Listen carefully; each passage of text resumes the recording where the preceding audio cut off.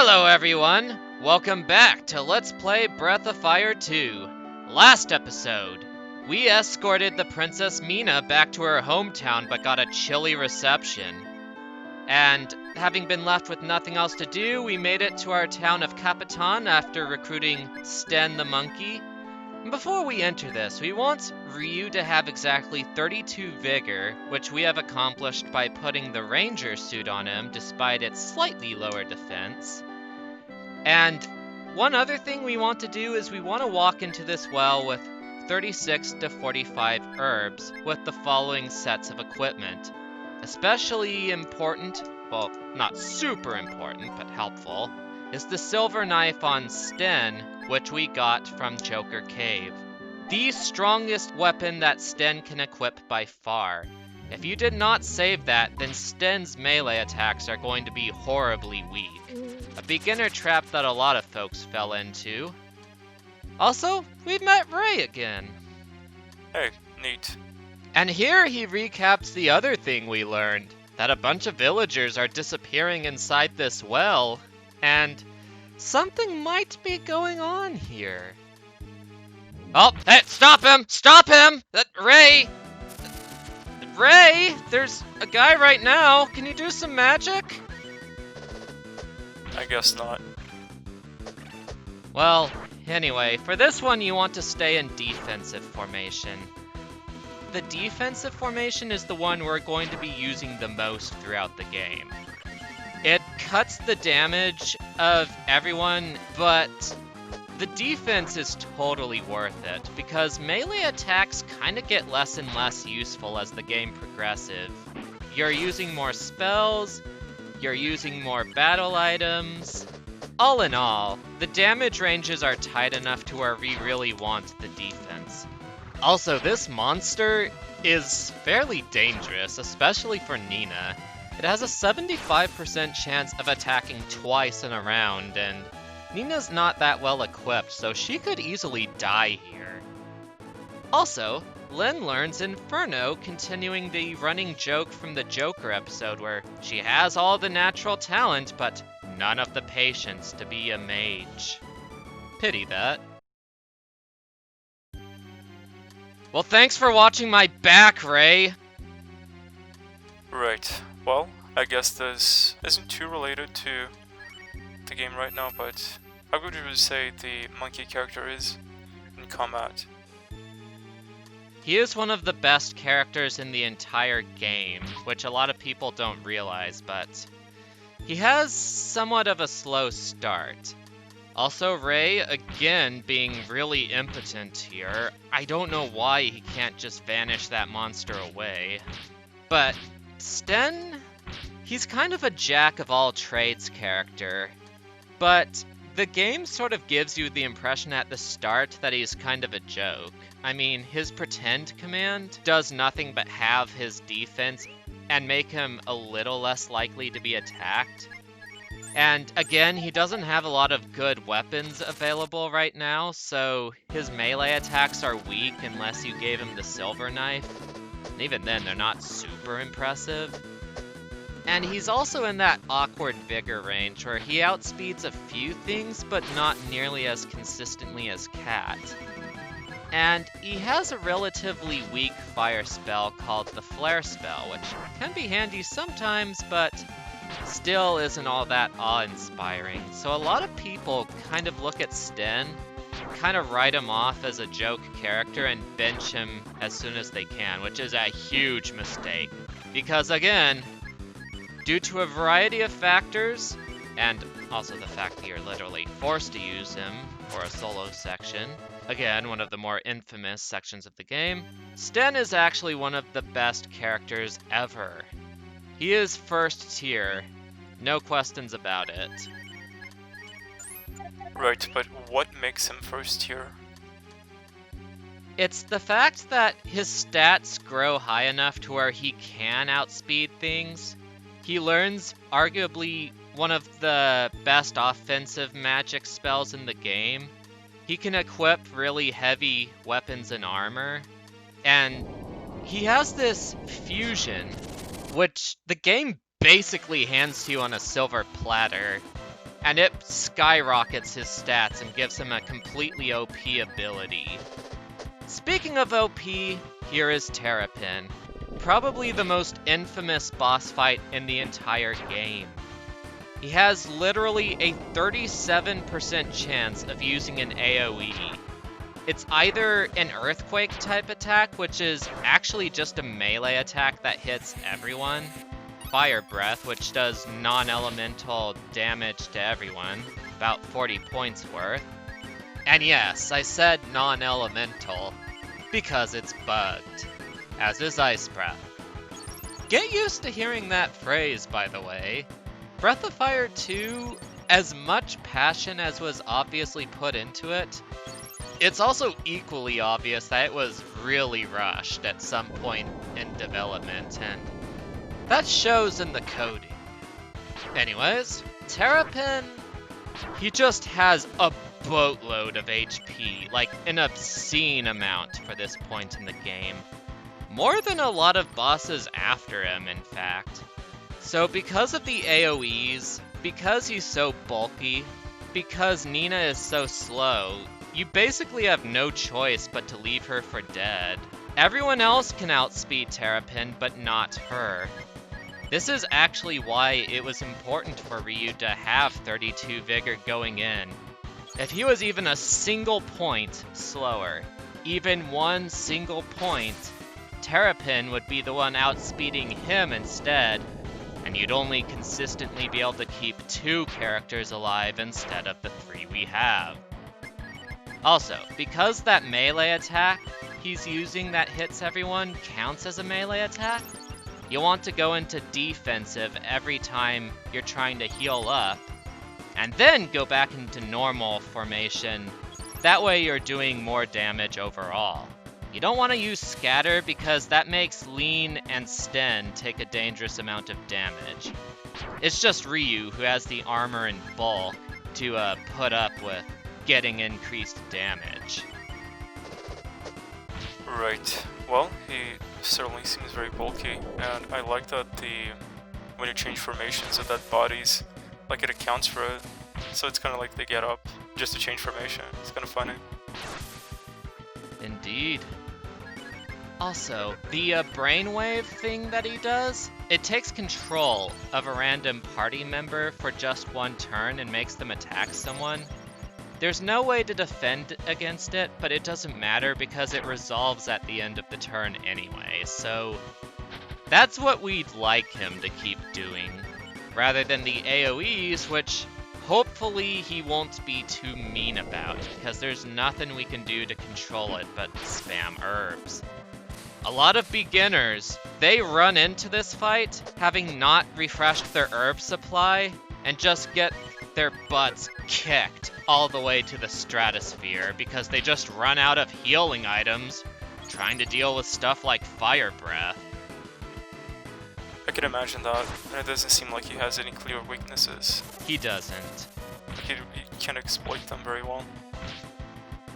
The only thing you could potentially do to make it easier is have Nina cast the slow spell on him. That cuts his vigor in half, which allows her to outspeed him as well and stay alive. But the thing is, the way wisdom is calculated, the slow spell only works about 40% of the time. So instead of taking a gamble on something that could be helpful for a character that I'm not going to use all that often anyway, I'd prefer to just have her get off some extra damage with Frost. That way it's much more guaranteed, because there are some useful things Nina can do, but she doesn't need grinding to do so. Well, she learns an exit spell, which helps you exit dungeons. That would be useful for one time, but it's just not worth the hassle. I could see that, and she's also one of the weaker characters that we have access to. And probably most pertinently, we don't want to save. That save that we did at Township in the Joker episode, we want to keep that save all the way until shortly after this boss, because this game afterwards is going to make you do an absurd amount of backtracking. And death warping will allow us to bypass not all of it, but about 66% of it. But if we save, that resets our respawn point and makes that no longer an option. Right, that's an oddly specific percentage, 66. Yeah, because it makes you go back and forth between Capitan and Township 3 times. With Death Warping, we can cut that down to 1 time.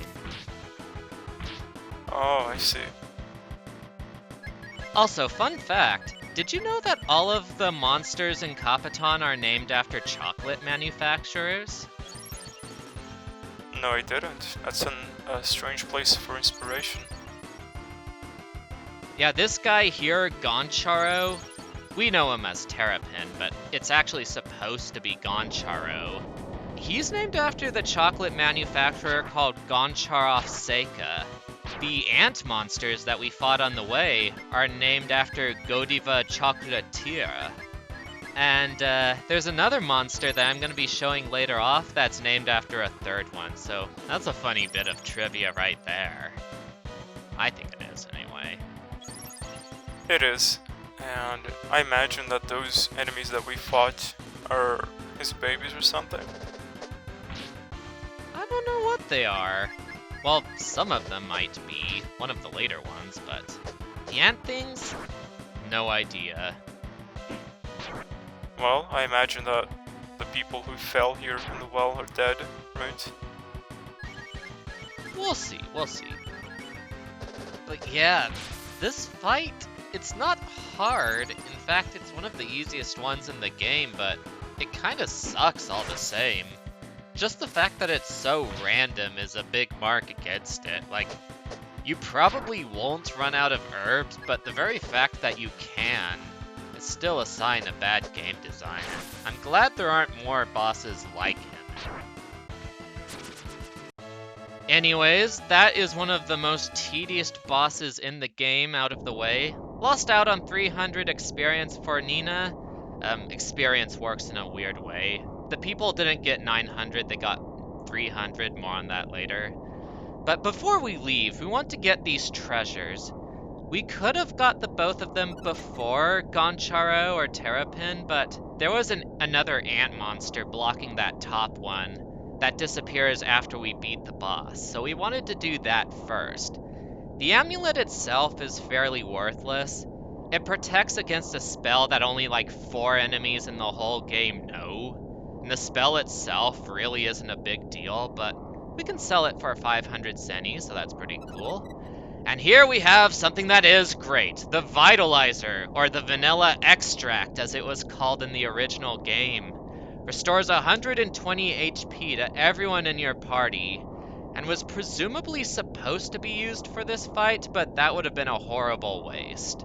That was way more HP than what would have actually been necessary. And boy, I see you're really busy there, Ray! How's that monster doing? I mean, I guess you could have gotten stuck because of the earthquake. I guess. But no! He can stop a flood! Look at him! It's an impressive power. Alright, so Skyzo, we gotta rescue those villagers. Okay, we got all the villagers. Let's leave now. See, he's nearly exhausted. He couldn't have held out any longer anyway.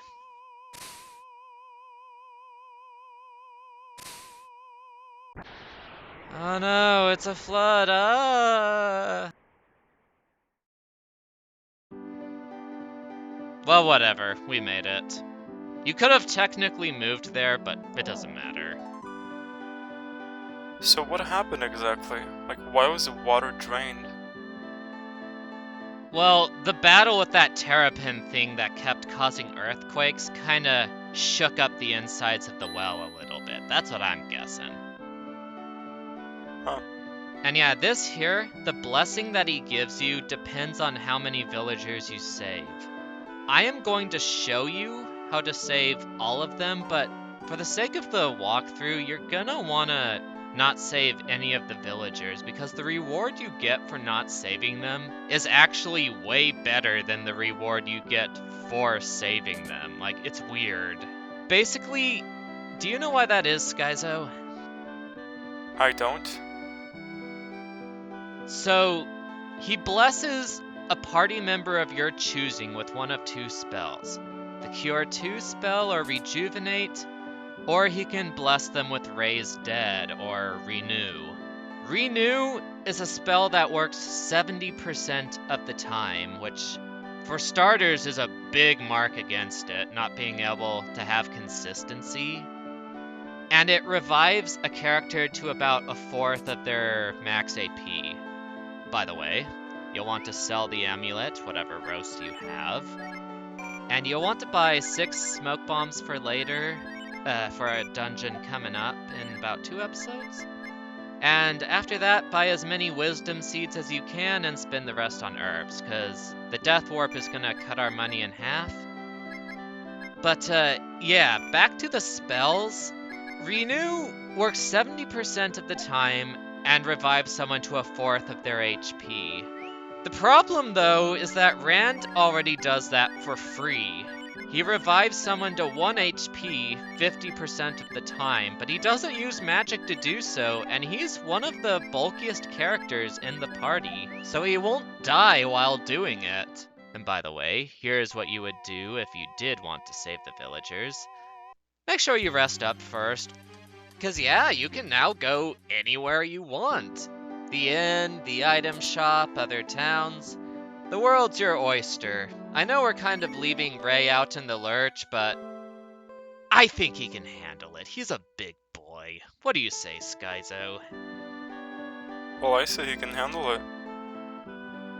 Yeah, he's a brick house when he wants to be. But, anyways, the big problem with Renew is that... Oh, by the way, one more thing. You'll have a choice to target the villager or the Tyrol. You want to kill the Tyrol. If you kill the villager, you killed the villager. That kind of goes against the point. The Tyrol is the thing mind controlling him, and it's a face hugger, so make sure you remember that. Got that, Skyzo? Well, fortunately it didn't, latch on to someone powerful. Like Ray. That would have been bad. Oh yeah, that would have been a disaster. So, anyways, Ray's dead. The only advantage it really has over Rand's Wake command in a practical sense is that you can use it outside of battle, because if you used it inside of battle, either way, you kind of have to wait till near the end so that the character at a fourth of their HP doesn't die instantly.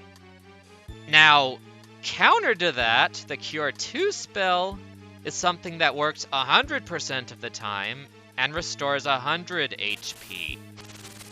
It is consistent. It is always helpful. And more importantly, it is not completely obsoleted by anything else. Because ammonias, they can revive someone to 100% HP and work 100% of the time. So once we have enough money to get ammonias, Raise Dead becomes completely worthless. So, Cure 2 is the spell you actually want. It is the spell you get no matter how many villagers you save. Whereas Raise Dead, you need to save all of them in order to get it. Cure 2 is what we want. It's easier, it's faster, and it's more useful. Right. Well, it's odd that they would have something like that be the worse option. Leave you with the better reward. Maybe they didn't foresee it. Honestly, I just don't think they play-tested the game enough. Yeah, I mean, the battle against that thing was a bit of a testament to that, because something that early, I can imagine the frustration. Indeed. Now then, let us do the Death Warp. Now, another option if you don't have enough weak armor for Sten is to have him use his Pretend or Grip command. That, again, cuts his defense in half and makes him much easier to kill. The only thing is he doesn't get to attack himself, so it's still better to just equip the weak armor if you have it, but if you sold it, Rest in Peace is probably the better option here. And here we go, teleporting across half the continent, for speed's sake. And if you do, make sure to leave this town, and then re-enter it, and... ta-da! Good as new. Those are some impressive building skills.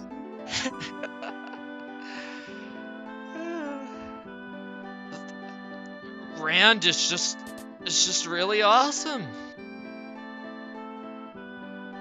Hey, don't go dissing our house, Ray. Come on. Oh yeah, could you imagine? She saw the old one. Ray's a guy.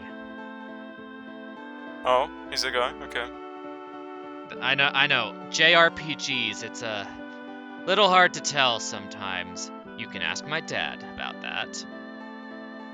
No, I think you referred to him as a she before, but maybe I'm mistaken. Well, regardless, here's the second part of this blessing, deciding who it is that gets this spell. Now, for starters, Ryu and Rand are out. They learn this spell naturally, so it's a waste on them. So that leaves Lean, Sten, Nina... Is there anyone else?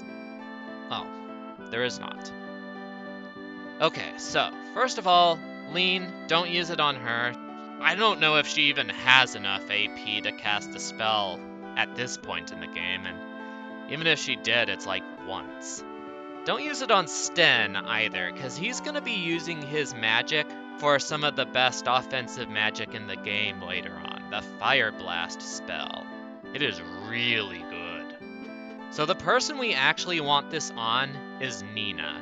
She has a command called the Will command, which has a random chance of restoring 16 AP whenever you're in a fight, and it can be used infinitely. So you put a healing spell on her, and you have effectively unlimited AP in any fight where the enemy is weak enough that you can keep risking that. Usually with enemies that are weak to status ailments, so you can lower their attack or paralyze them. And yeah, you can teach it to Bosch too, but again, he learns it and he's not even able to travel with us anyway, so he's out. But yeah, don't obsess too much over this choice, because like I said, we're not using Nina too often regardless. Just know that since this is a walkthrough, Nina is the better choice. It's not so important that you have to sacrifice the villagers if you feel bad about it or something. Just keep that in mind.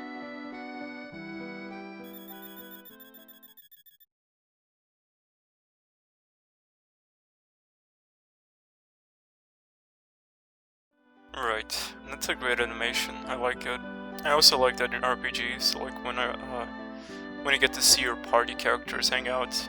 I like it when they include that. It adds a bit of realism. Indeed. And their dialogue updates as you go throughout the game. The only problem is they're all the way here at Township, which makes them really inconvenient to actually see. I'm going to be uploading their bits separately from the main playthrough. But yeah, you can now change your party at Township, and you can change them at any save point too, so that's really good. What do you think of that, Skyzo? Well, I think that's great. And when you say that it's inconvenient for us to get back here, my guess is that there's no fast travel ever in this game, right? You get one near the very end. So you could probably do so then, but that's a ways off. So I think it really is better if I just upload those snippets separately. Anyways, this has been Fiona Quester. Have a nice day, everyone, and God bless you. Alright, well, I'll see you later, YouTube. Bye.